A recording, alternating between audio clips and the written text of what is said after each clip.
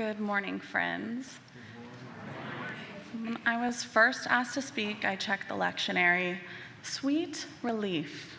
This is a home run gospel.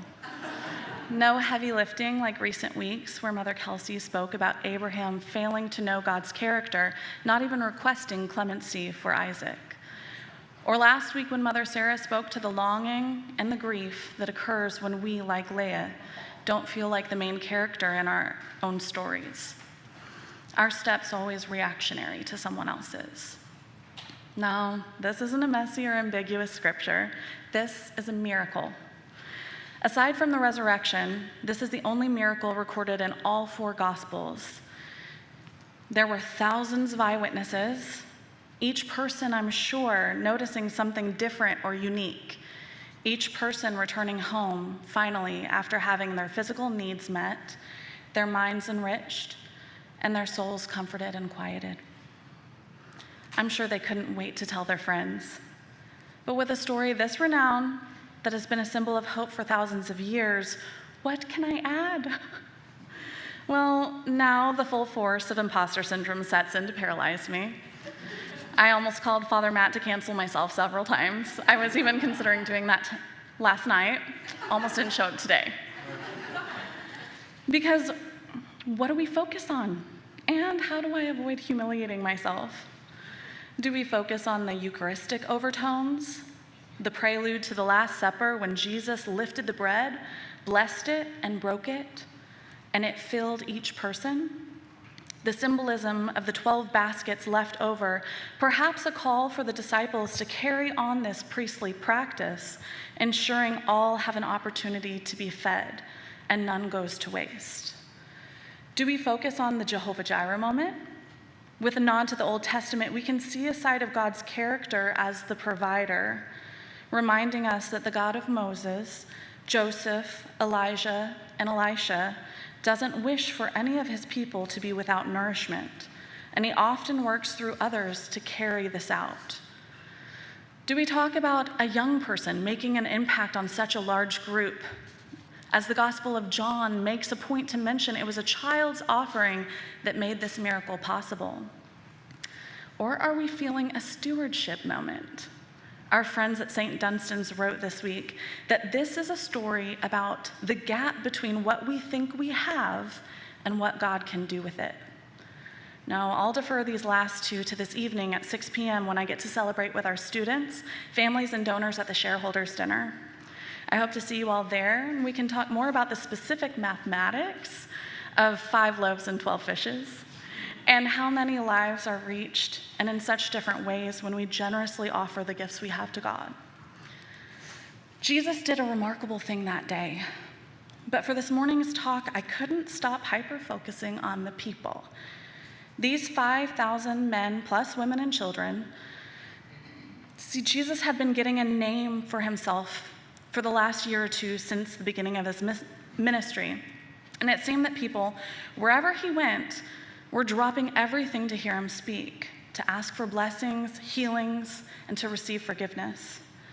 As a sole proprietor myself who doesn't get paid when I don't work, I can imagine the importance they placed on Jesus' words and being in his presence, since most of them would have been living hand to mouth, and I'm pretty sure PTO hadn't been invented yet.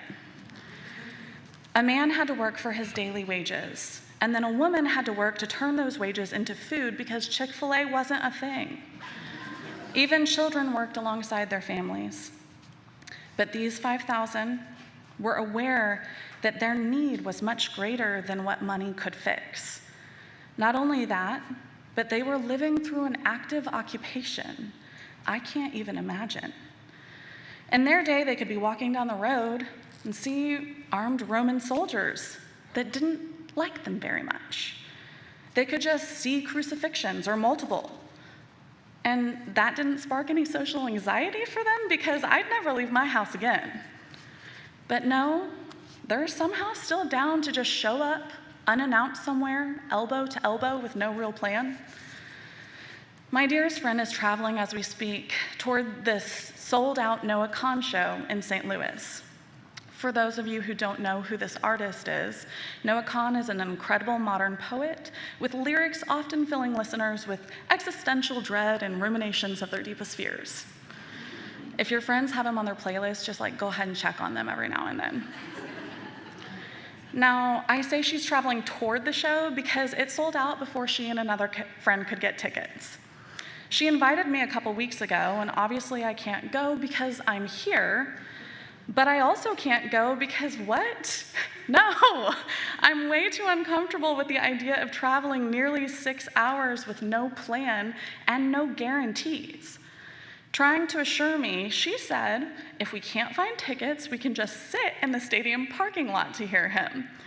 But I'm telling you, if I'm gonna cry in public, it's not gonna be at the Busch Stadium overflow parking. I told her, just bring me back a shirt, because it's just not worth it to me. But to her, the discomfort, the act of faith, believing and trusting that this is all gonna work out, is a part of her goal of living boldly and going after what she wants. So she'll text me tonight, and she'll either have gotten into there was a better way to go than it would find me, and reading Paulo Coelho books like The Alchemist, which says, when you want something, all the universe conspires in helping you achieve it. Growing up without being assured of my family's love made me cling to the belief that at least God knew me and had his entire creation conspiring for me. I genuinely thought the rain would stop if I asked the clouds nicely. Though as we age, the world often offers a series of reality checks. Mine came in the form of a mother's premature death, a fractured family, a 4-year stint in food insecurity and poverty, divorce, ... Being blindsided by life once can make you cautious. Being caught unaware repeatedly apparently gives you an anxiety disorder. It can make you lose faith, not just in the clouds, not just in others, but in yourself and in God. Over time, I retreated. In efforts of self-preservation, I take my daily wages, I make my daily bread, and I stay on familiar paths close to home.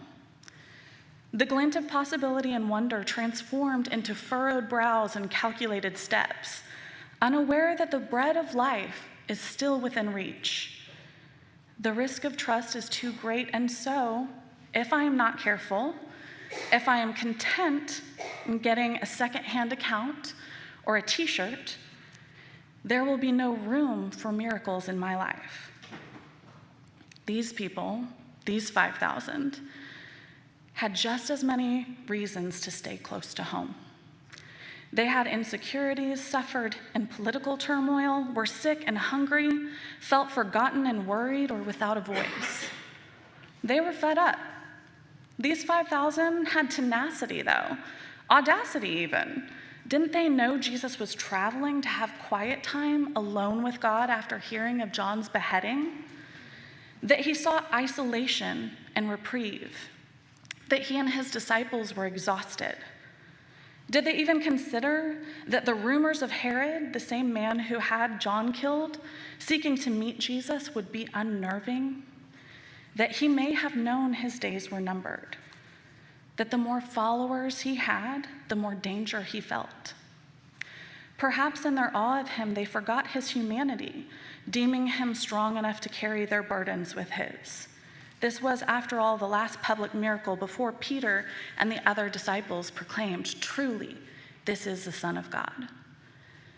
They knew they needed him, and they couldn't wait.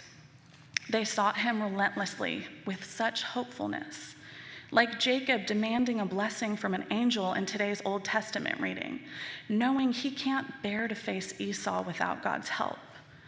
These 5,000 knew they needed what Jesus offered more than anything. It's clear they didn't understand the full picture at the time, but how could they? How can we? But they made sure they were present. Today's world is so overstimulating, so many competing voices, so many pulls at our energy. But our need is the same need that has plagued the souls of humanity since the beginning of time. And we can't find healing or wholeness if we don't show up. So don't retreat. Show up whether you have something to say or can only offer a listening ear, knowing that God works through the ministry of presence as much as he does in the presence of overt ministry. Show up when things are unplanned, uncomfortable, unsettled, or unsure. Show up though there are other things weighing on your mind, or when you don't feel worthy of anyone's time. Show up through the social anxiety and intrusive thoughts, knowing that communion has a double meaning. Show up for each other, and show up for any opportunity to be close to Jesus. He will meet you there in that deserted place, welcoming you with compassion, and he will sustain you.